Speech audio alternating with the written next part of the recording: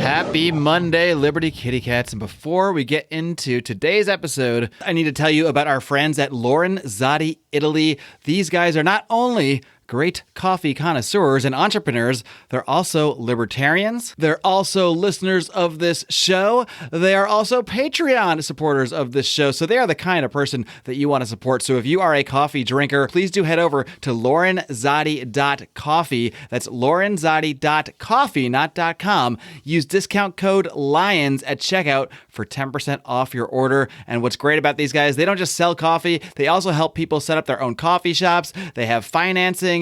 They can rent equipment. They do so much to not only provide coffee for people, but also to help set up other people as entrepreneurs in that same space. What an awesome concept. So please do head over to Lorenzotti, Lorenzotti, lorenzotti.coffee, and don't forget to use discount code LIONS for 10% off your order. Welcome to the Lions of Liberty podcast. Here's your host, your guide, your shining beacon of liberty, Marc Claire.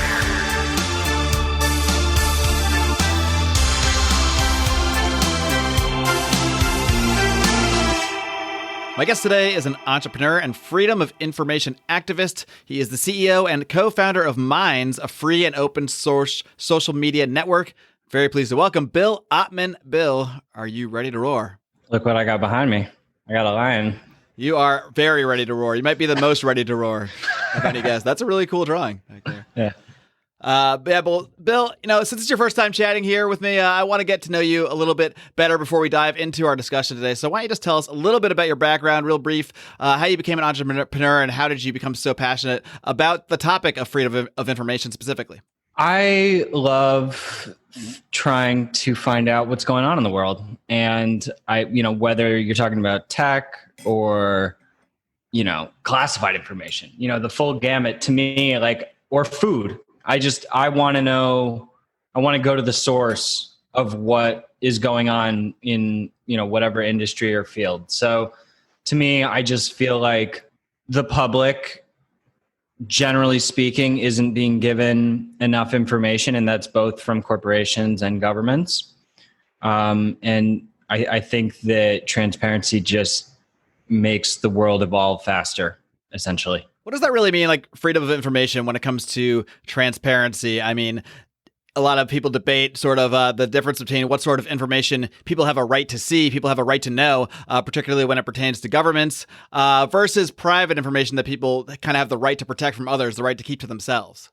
Yeah, that's a good question. I mean, there's sort of a paradox with privacy and transparency, and I would consider myself sort of, hardcore about both. And so I think that, if you look at something like open source encryption, like the best, most secure, robust end-to-end encryption protocols in the world are actually totally open source. So, that seems funny because it's like, wait a second, the most privacy protecting protocol in the world is totally open source. And some people will be like, oh, well then, that means that anyone can hack it. No, that's not how it works with regards to these types of protocols. So I think that when there's definitely personal information and there's definitely public information, and it's really about the individual and what they want to be personal and what they want to be public, and providing people with tools to have control over that dissemination. I think we can look at kind of some of this by what we're seeing right now, particularly when it pertains to reporting on COVID that we've seen in the last few months, and how a lot of social media networks will kind of will censor certain topics, or they'll shadow ban people. I know recently there was this video coming around of a bunch of doctors who were out there just talking about hydrochloroquine, saying that it works. I have no particular opinion on a drug of any kind, but I do start to see, start to get the willies a little bit But when I see these major tech companies censoring certain topics or censoring certain subjects, whether or not they're right or wrong is kind of irrelevant to that fact. But especially when they seem to be coming from an actual source, a relevant source, credentialed doctors. What's your view on the right of companies, the right of social media networks, particularly, which is where we seem to be getting most of our information nowadays, the rights that those companies should have before we get to morally whether they should or not, but just in terms of their rights to be able to censor content and censor what information is put out there on their platform?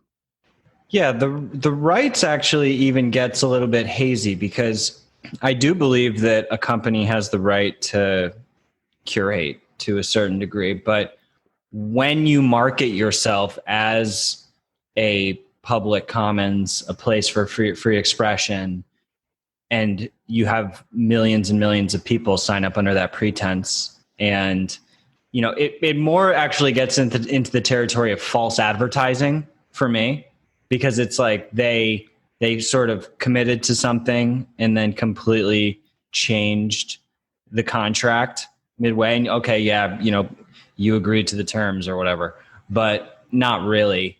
And so I think that inevitably there's, we're already seeing it. I mean, plenty of alternatives like us are popping up who stick to the First Amendment more so and just try to stay neutral, simultaneously providing people with controls to not see what they don't want to see, and obviously report like truly violent content or true threats of violence. But yeah, it does give me the willies too. I think that's the right word for it. Right, it's like, right. Whoa, Yale doctors getting sure taken down. Okay. Yeah. I mean, the libertarian in me who wants to always stand for property rights and individual rights wants to say, sure, of course, every company should have the right to, manage their company however they want, exclude content if they want, even if I might be opposed to that. But I think one of the big problems with these big tech companies, particularly Facebook and Twitter, is they're so intertwined with governments. I mean, Twitter has so much international influence. I know from like China and Saudi Arabia, whereas, and Facebook we know is so intertwined with government in so many ways. Is there a line somewhere where you see that, okay, at some point we can't even really consider these private companies anymore? Certainly mines would still qualify. But what's your take on just the idea that at some point these companies can't really be treated like private companies, at least in the minds of people who would normally stand for property rights and individual rights?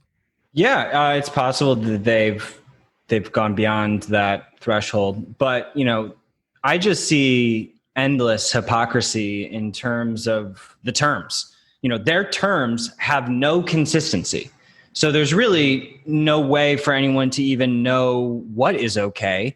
And the ironic thing is that yes, they have revolving doors with the government, and there's the PRISM program and all the surveillance, the backdoor surveillance, and okay, that's all happening. But the odd thing is that actually it's not like the US government is going to Facebook and Twitter and saying, hey, take down that video. They're actually not doing that.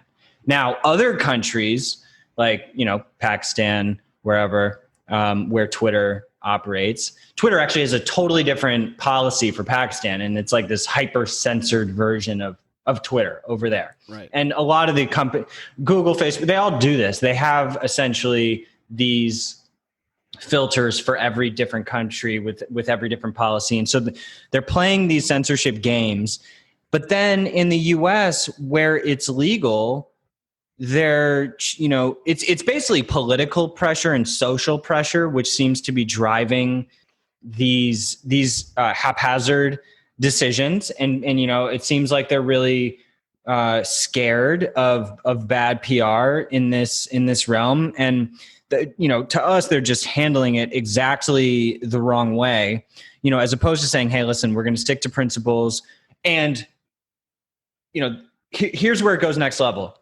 If you actually wanted to keep people safer and, give people more information in regards to COVID, or if there's a Nazi, what are the chances of converting a Nazi away from Nazism if you ban them? Actually, zero. Will never. Probably very near zero. Yeah. Yes, very near zero.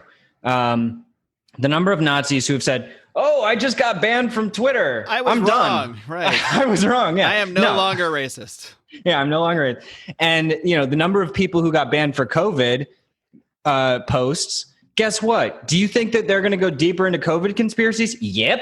Sure. I mean, it confirms what they might have suspected. If anything, if they're being censored, they must think, well, why are they censoring this? Well, I must be onto something here. There you go. So I think what we're trying to build is more of a decentralized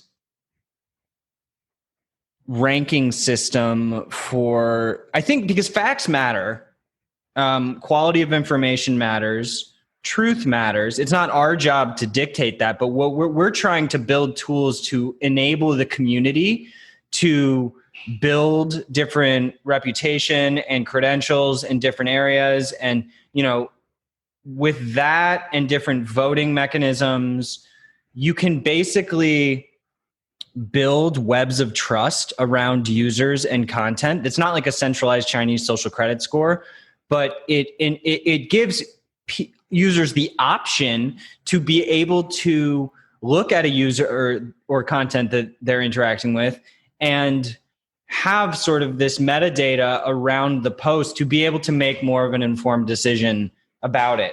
And maybe that sounds super complicated. Probably does, but I was going to say most of my listeners are pretty smart, so most of them probably have know exactly what you're talking about. But I'm not as smart as them, so maybe if you can just explain it like I'm 5. Like I have no idea what open source means. Like I have no idea what metadata is. How for the actual end user? Because I think most people that use Facebook or Twitter right now, they're just using it. They're not thinking about the mechanics of it. They're not thinking about if it's open source or not. They're not thinking about any of this stuff. Now, some people might, and if they start to get their posts censored, they might start thinking about things a little bit differently. But why should like the average user, the person who's just kind of toiling away on Twitter and Facebook right now, why should that sort of person hop over to Minds? Because they're going to be handling things in a different way.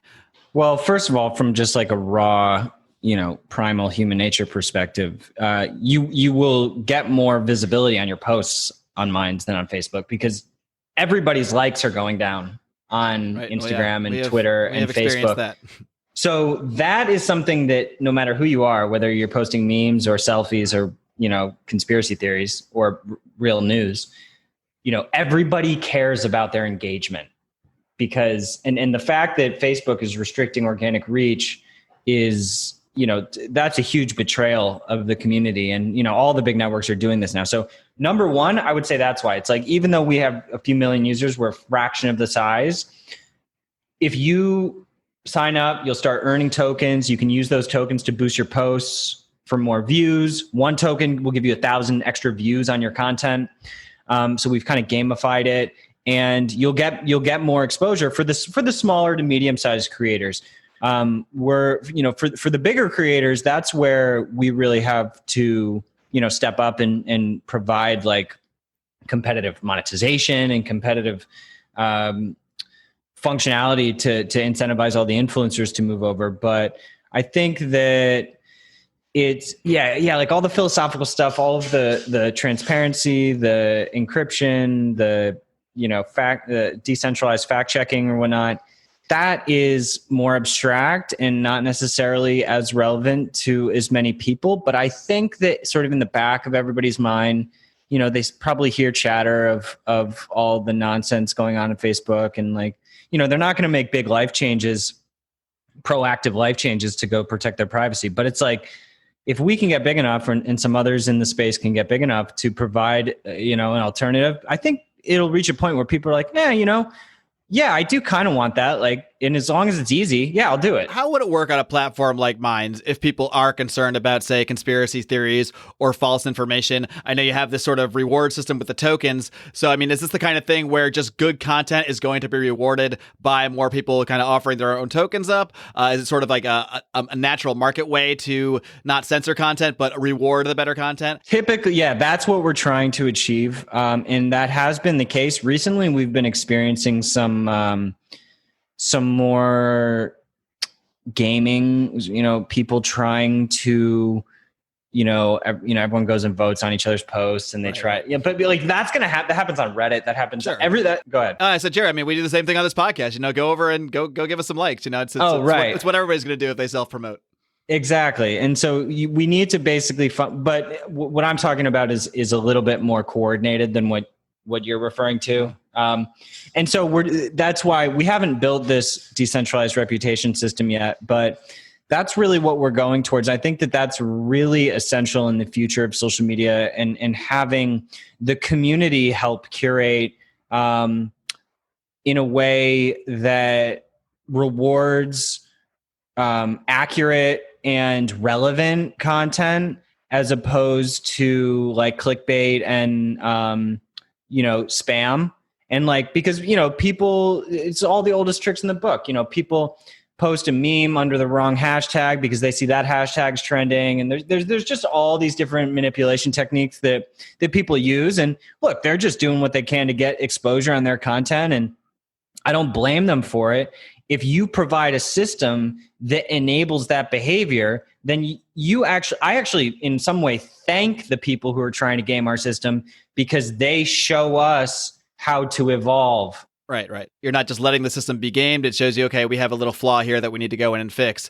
Whereas Facebook and Twitter are just taking a blanket approach to things. Why is it that Facebook and Twitter, as you mentioned earlier, or maybe just Facebook specifically, are suppressing organic reach and organic traffic? Is it because they just want to funnel everybody right into paying for advertising to boost their posts?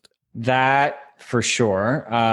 And they also just think that they know what you want to engage with more than you. Right. Which maybe they do, but that is, I reject. The algorithms know what we want to see. The algorithms know what we want. And I think that the algorithms can provide valuable suggestions. So I'm not like anti-algorithm, but I don't think that algorithms should be default. I think by default, you should have reverse chronological. And then from there, users should have the control to kind of build feeds in the way, or toggle over into alternative feeds. But the biggest issue with like Facebook is that all of these companies, probably, yourself and millions of others, even mainstream media, built these pages, built up, million followers. Then suddenly, the reach goes down from like 50% organic to like 5% organic. Right. Yeah. Well, these followers, now you can't do anything with them. Now you can't do anything with them. It's like, well, why did I just spend 5 years here? Are you joking me? Like, this is like, that is something that if you had a relationship with somebody and they made that kind of a bait and switch on you, like, you would like leave them. That's like, but we're so addicted and everybody is dependent. And so but that's exactly what they did. Right. They got us addicted to the clicks and the likes. They got us addicted. They knew that we needed that reach. And then so they put the bait out with the reach. They brought everyone in, got 100 million users, and then slowly just started to take it away. And then it's like a reverse crack dealer. They got us hooked, and now they're just removing it slowly from us. So we just come back begging for more and more. Yeah. No, yeah, they're not trying to, and they're not trying to wean us off in a healthy way. They're trying to do some, it is a reverse crack dealer. That's a good title for an article. How Facebook is a reverse crack dealer. I give you permission to use it if you like, or I'll do my own thing with it. Okay, yeah. I think it's something worth pegging. It'd be a good title for this interview. Yeah. That is, actually. I think I will do that.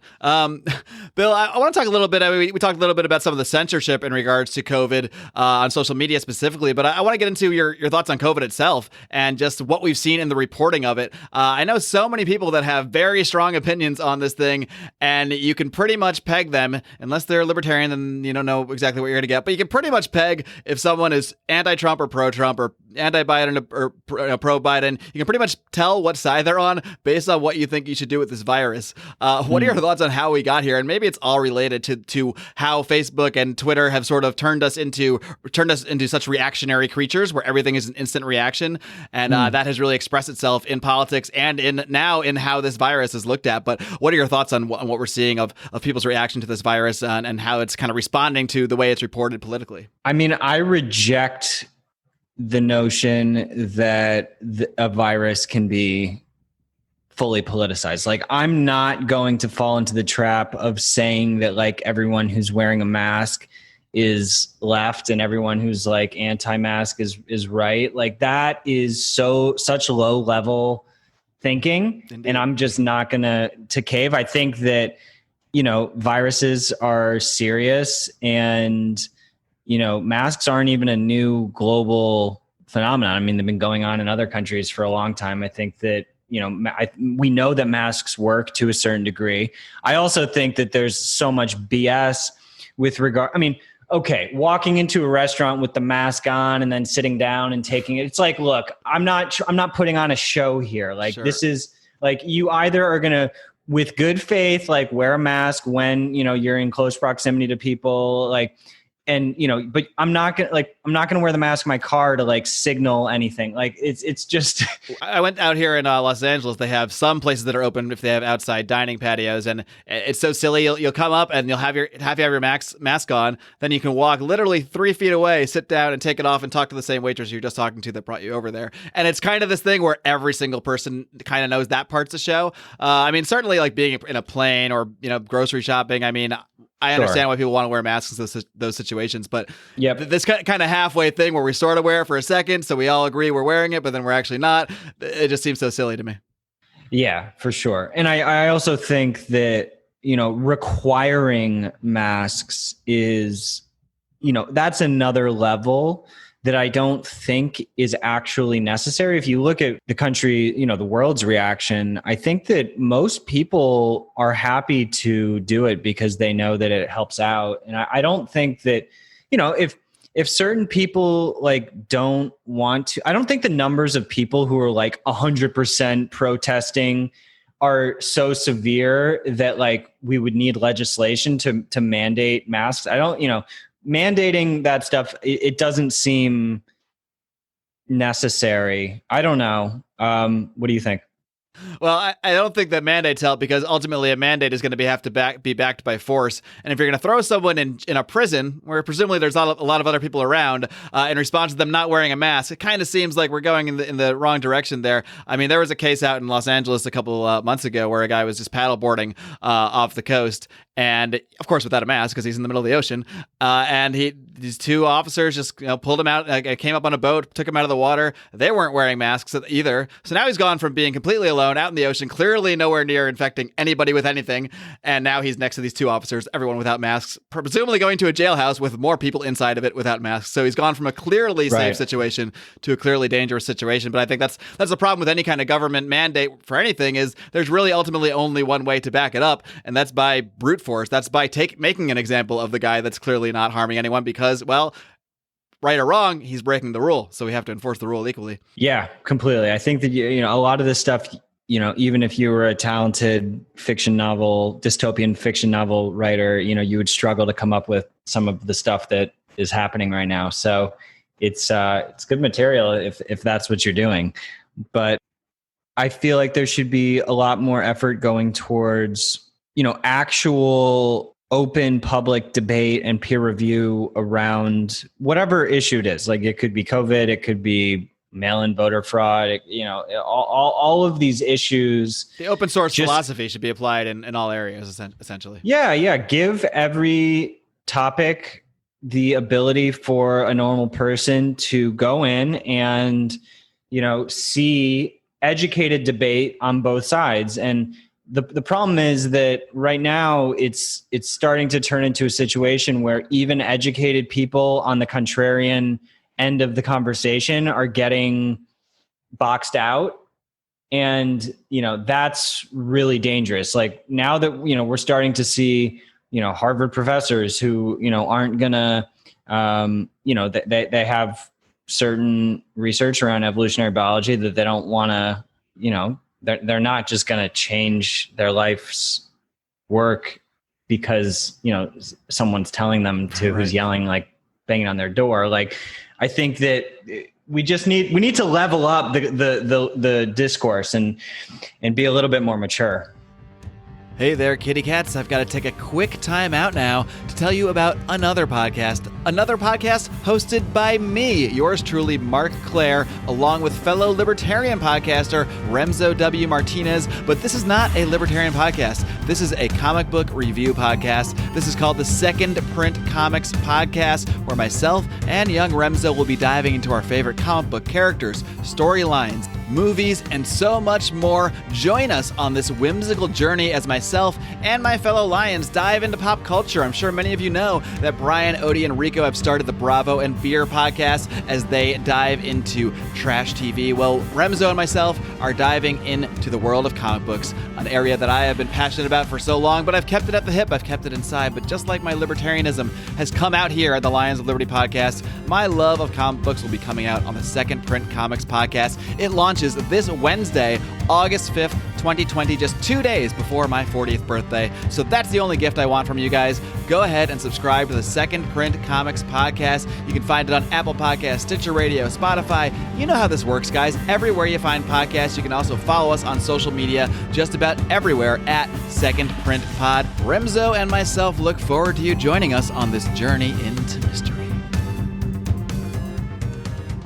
One thing I want to get into a little bit, obviously, COVID sent a lot of people home from work.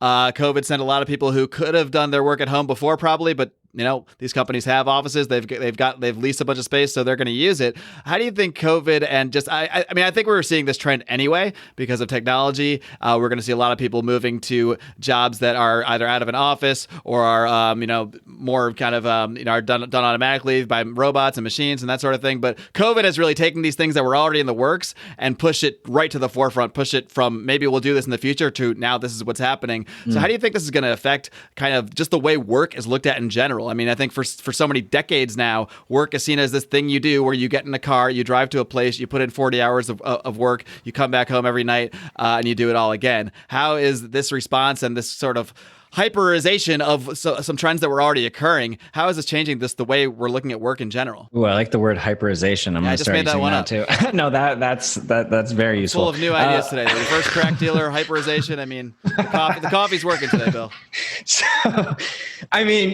So it's sort of a blessing in disguise. A lot of people wouldn't agree with that, and I think it's horrible what has happened to so many legit businesses, restaurants, that were probably killing it pre-COVID, and then just or the event industry. I mean, we were even going to be putting on a really big event in a undisclosed location in New York City, and the Broadway shut down for indefinitely. Crazy. I mean, that's a whole industry. So for the whole food industry, the live event industry, I mean, that sucks. Basically, it's just really unfortunate, but it forces people to find independent revenue streams. That's honestly what we're working nonstop to achieve. Like, we built these monetization tools. Anyone can connect their bank account, sign up for Minds. You'll start getting rewards. There's more monetization available for upgraded accounts, and we're really working on this radical revenue sharing to help creators, independent brands make money doing what they want to do. And that's why the sharing economy is super powerful. Crypto, obviously, super powerful, and it's been the best thing of the last 10 years of my life to be able to work for myself and start a business and help other people achieve that as well. So, who wants a job? But some people have to have a job. So, but we're trying to make that the ability for anyone to put their content up there and earn for it. That's definitely where the internet is going, and social networks are going to be ultimately. I think users are going to start demanding, probably based on these kind of financial necessities, that the big networks pay for them to be there. Otherwise, why would you be there? How does cryptocurrency play into this trend of actually enabling people to be more independent? Obviously, removing them from the government money system is helpful. But at this point, I think still most of the people I know that own Bitcoin or talk about cryptocurrency are still sort of libertarian, anarchist type nerds who are really into this stuff. When or if does it anyway? When does cryptocurrency move from something that people in the fringes are still kind of using to people where my dad's actually using cryptocurrency, which is something that blows my mind. But he just started texting recently, so that's progress. Maybe he'll be using Bitcoin someday too. Nice. Yeah. I mean, it's funny that this question keeps coming up, and I know why you're asking it, because it's not fully mainstream yet. But as we speak, one Bitcoin is $10,937. Only a handful of years ago, it was $1. So the fact that has occurred is shocking. The price it's still obviously volatile. It's not something you should really invest in a way that is going to compromise you. But, to me, participating in cryptocurrency, whether it's Bitcoin or Ethereum or all of the really cool new infrastructure projects, it's that it is a fully decentralized, autonomous, uncorruptible, cryptographically secure ledger that no central authority can mess with. And if you just look, a lot of the economic woes are totally rooted in the corruption of central banks. So, it's not to say that everything is going to move to Bitcoin, but I do foresee a world where, cryptocurrency and fiat currency are level, and both systems are happening at the same time. So, there's a cool book, Bitcoin in Black America, that just came out, and it.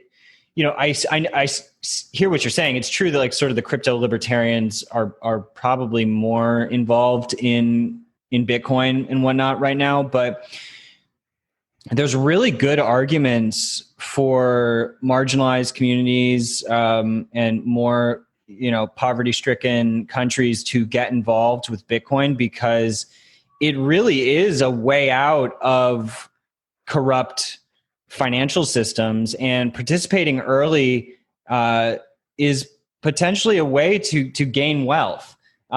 So again, I'm not trying to tell anyone to invest necessarily, but certainly telling someone to hold dollars would be definitely be bad. There advice, you go. So I mean, yeah, that's the thing. It's like, why are people are like, oh, I don't understand Bitcoin. Well, it's like, do you understand the dollar? Exactly. I mean, the Bitcoin is actually in some ways, once you read the white paper, is way easier to understand. It's computers all over the world that are earning in order to run the ledger and keep the network secure. So, it can't go down. So, and your money is on your own wallet, on your own device.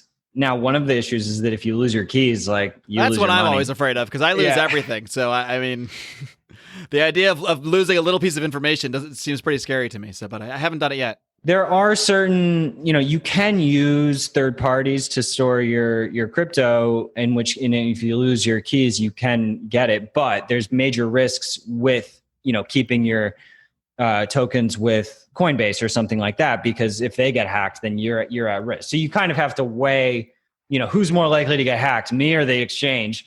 So a lot of people probably me with my where I use the internet, but I mean, honestly, and I think that's why we're seeing that Coinbase is being so successful right now, because they just do make it so easy to get crypto and hold it. And so, yeah, I just, Ethereum is different from Bitcoin in that you can build smart contracts on top of Ethereum and basically program to do anything you want. And you can write transactions to Ethereum for, whatever use case you could think of. I mean, there's people running solar grids on top of Ethereum. There's people running, we put advertising transactions onto Ethereum. But yeah, man, I mean, I just think it's really exciting. The fact that a legitimate alternative exists to global finance, that's insane. Right. One more thing I want to get your thought on in regards to cryptocurrency, and this is something I've heard floated around by various people who are either anarchists or favor sort of decentralized government, but that's using cryptocurrency, or I shouldn't say cryptocurrency, using blockchain technology to sort of run a government in a sense. It wouldn't be the same way a government's run now. I'm not sure. Is that a concept you've ever put thought into or that you've heard about? Yeah, I mean, we're trying to implement some of those ideas in the microcosm of our network. There's a tool called a DAO, which is a decentralized autonomous organization. And there's really cool companies like Aragon that enable you to create your own DAO. And essentially what it is, the participants, the holders of the token, say you set up a DAO for the USA. Every citizen would have, tokens, and they would be able to vote with their tokens on different measures. And, the smart contracts would, allocate resources automatically without a middleman based on the voting of the community. And there are actually some incredible successful DAOs operating. There have been some huge fails. There have been some DAOs that have been hacked. It's very experimental. But I think that is incredible that's happening as well. So why would we have excess middlemen if we don't need them? Take out the middleman. Take out the reverse crack dealers all over the place is what we really need to be doing, Bill. Just go straight to the source. Exactly. Get your crack directly. Go to Colombia. Get it directly from the springs. Bill, thanks so much for coming on today. It's been a blast talking to you.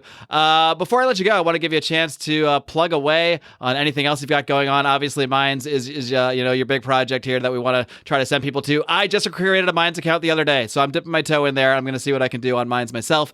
But feel free to promote Minds, and I'll plug away on any other projects you got in the works. Nice. What's your username? What is my username? It's a great question. My username I'll find is... out while you tee this up. Cool. Yeah. Anyone, feel free to hit me up. Minds.com/Ottman.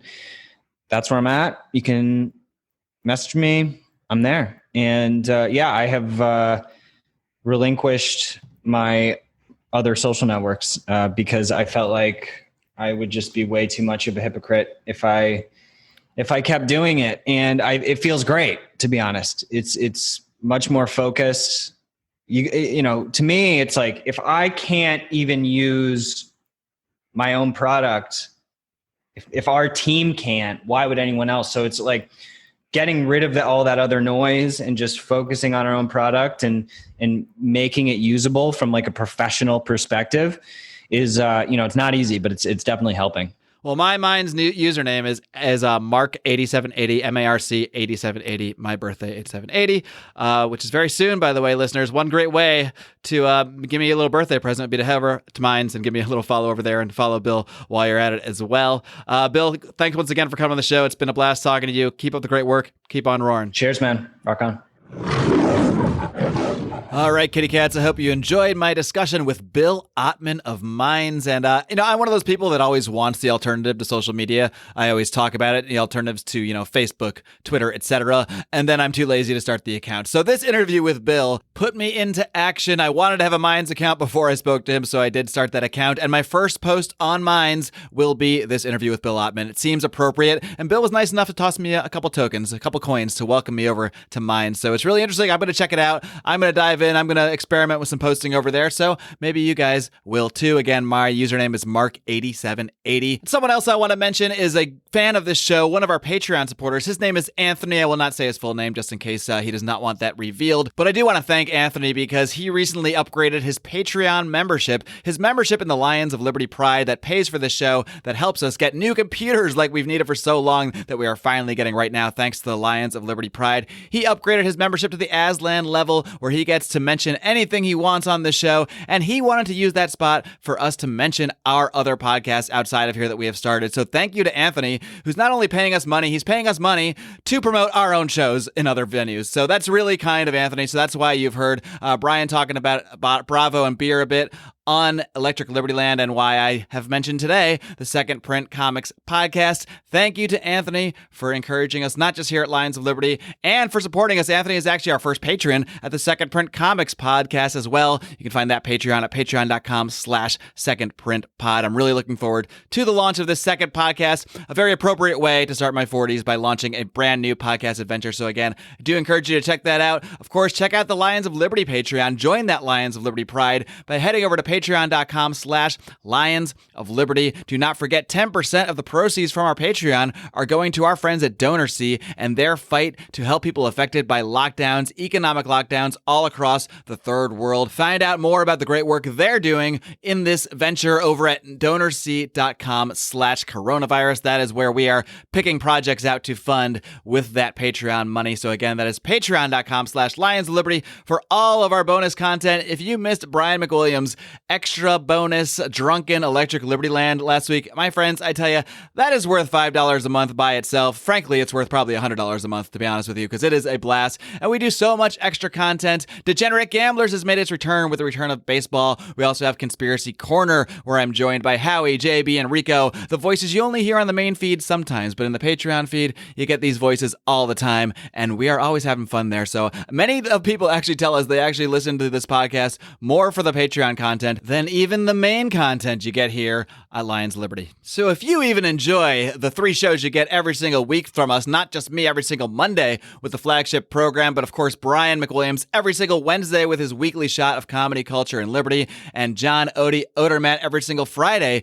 with his hard-hitting and inspiring look at the broken criminal justice system on Felony Friday. If you enjoy these 3 weekly free shows, all you gotta do is hit that subscribe button and you get them all delivered right to your podcast app of choice. If you enjoy those shows for free, my lord, you are going to really enjoy the content that we have over on the Patreon. So I encourage you to check that out. Patreon.com/Lions of Liberty. Until next time, my friends, live long and live free.